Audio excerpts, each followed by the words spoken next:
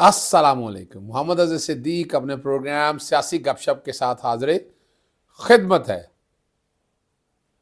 14 جنوری 2024 سیاسی گپ شپ میں آپ پروگرام دیکھ رہے ہوں گے. بہت سی چیزیں بڑی اہم ہیں. لیول پلئنگ فیلڈ کوئی نہیں ملی تو اب ہمیں عدالتوں پہ کوئی ٹرسٹ نہیں کرنا چاہیے.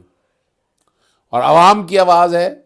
میں بھی یہ ڈیمانڈ کرتا ہوں, میں بھی سجیسٹ کرتا ہوں کہ پاکستان تحریک انصاف کو اب سپریم کورٹ سے درخواست واپس لے لینی چاہیے. گوہر خان کے گھر والا واقعہ سپریم کورٹ کے سامنے ہوا تو سپریم کورٹ جاگی. چیف جسٹس نے کہا لیکن اس کے علاوہ کوئی واقعات کا نوٹس لیا ہی نہیں گیا.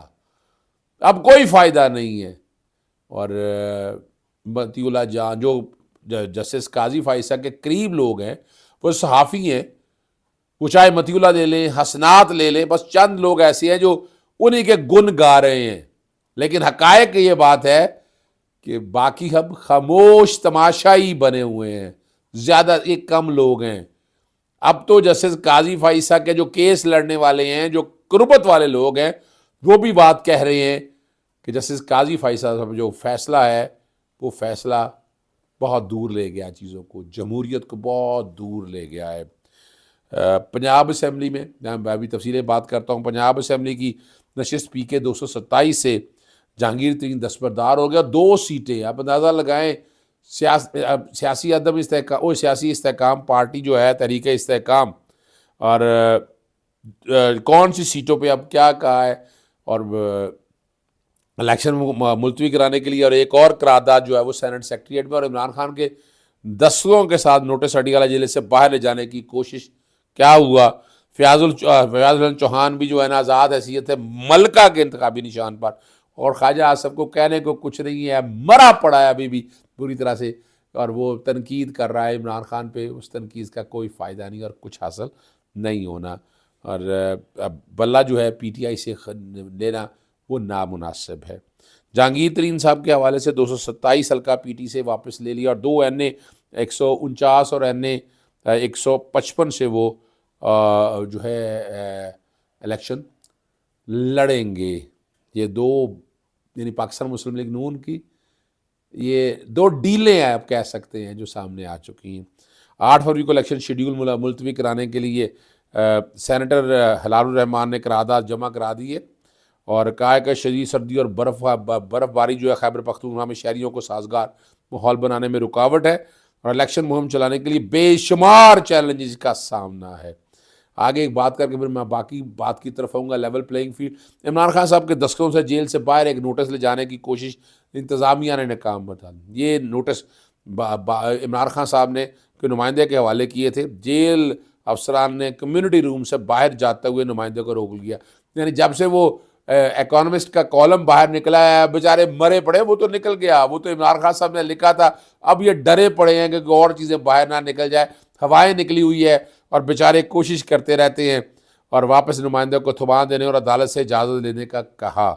اور جج محمد بشیر کو دکھا کر باہر بھجوانے کی استدعا کی. ڈپٹی سپرنٹینڈنٹ جیل کے آگاہ کرنے پر عدالت نے بانی پی ٹی آئی کے دستخط کاٹ کر نوٹس باہر جانے کی اجازت دی.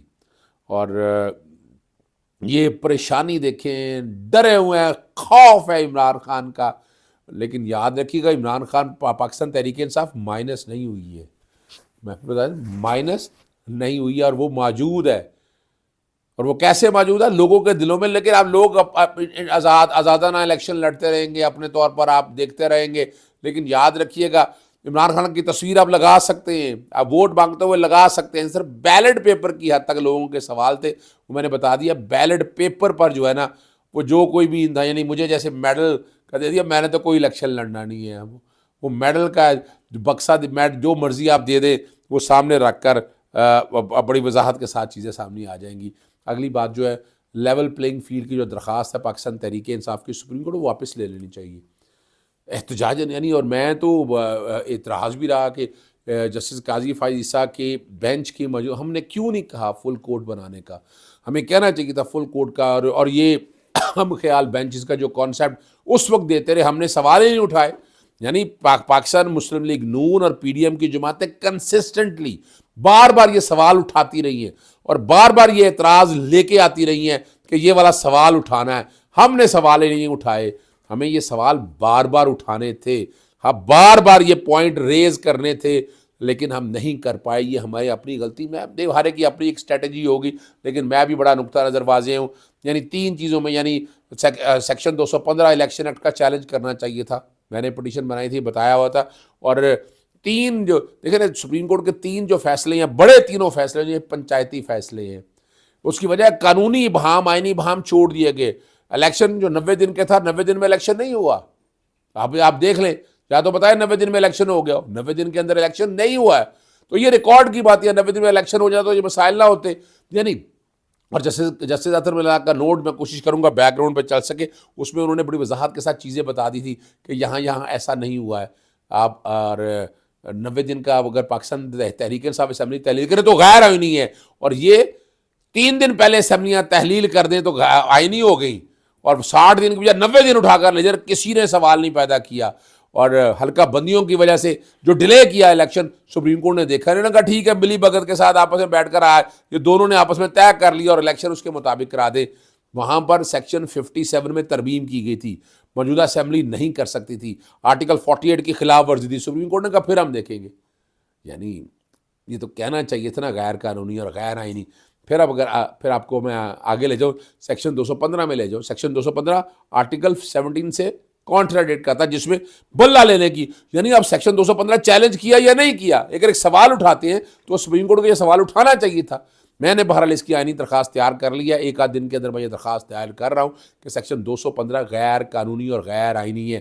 یعنی آرٹیکل 17 جو ہے وہ پارٹی کو بین کرنے کی, صرف نیشنل انٹیگریٹی اینڈ سوورینٹی, یہ آرٹیکل بیک گراؤنڈ پہ چل رہا ہے. سیکشن 215 جو انتخابی نشان لینے کا اختیار دیتا ہے, انتخابی نشان اگر پارٹی سے لینا ہے تو غیر انتخابی, یعنی پاکستان تحریک انصاف کو غیر جماعتی انتخابات کی طرف لے گئے. ملک میں اگر جماعتی الیکشن ہو رہے ہیں تو جماعتی طور پر آنا چاہیے تھا, لیکن نہیں. یہ جو کچھ بھی ہو رہا ہے آپ لوگوں کے سامنے, یعنی سمجھنے کی باتیں ہیں, اور یہ بڑا سمپل سا کیس ہے, کوئی بہت بڑی راکٹ سائنس نہیں ہے, کوئی بڑی راکٹ سائنس نہیں ہے, بڑا سمپل سا میٹر ہے, سمجھنے کی بات ہے. ہم نے آئین توڑا ہے, ہم آئین کے توڑنے کو سپورٹ کر رہے ہیں اور بار بار سپورٹ کر رہے ہیں, اس کی اجازت نہیں دی جا سکتی ہے. پھر تیسرا بڑی غلطی ہے, بڑی غلطی میں کہہ دوں یا پنچایتی فیصلہ کہہ دوں, کہ تاحیات نااہلی والے کیس میں سیکشن 232 میں ترمیم کی اسمبلی نے, وہ اسمبلی نے جس اسمبلی کے اندر اپوزیشن لیڈ ہے ہی کچھ نہیں, اور اپوزیشن نے اگر آنے کی کوشش کی تو اپوزیشن کو باہر رکھ دیا گیا, اپوزیشن کو اندر نہیں آنے دیا گیا. اور یہ بھی تاریخی جو کہا جاتا ہے نا کہ پاکستان تحریک انصاف نے استعفے واپس لینے کے لیے سپریم لاہور ہائی کورٹ میں آئی, جیسے شاید کہ انہوں نے آرڈر دیے, لیکن اس کو وائلیٹ کس نے کیا, راجہ پرویز اشرف نے, اور وہاں پر انٹرا کورٹ اپیل کر کے سسپینڈ کرا دیا کہ سیاسی جماعت اندر نہ آ سکے. اس کو بھی میں نے چیلنج کر دیا ہوا ہے.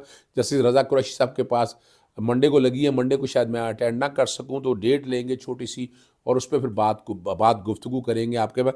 یہ وہ 3 بڑے فیصلے ہیں جس میں تینوں سپریم کورٹ کے سامنے آئے, لیکن سپریم کورٹ نے کہا یہ سیکشن بعد میں دیکھے جائیں گے. یہ میں حالات اور واقعے میں سچ بتا رہا ہوں, آپ کے سامنے سچی باتیں میں آپ کے سامنے رکھ رہا ہوں.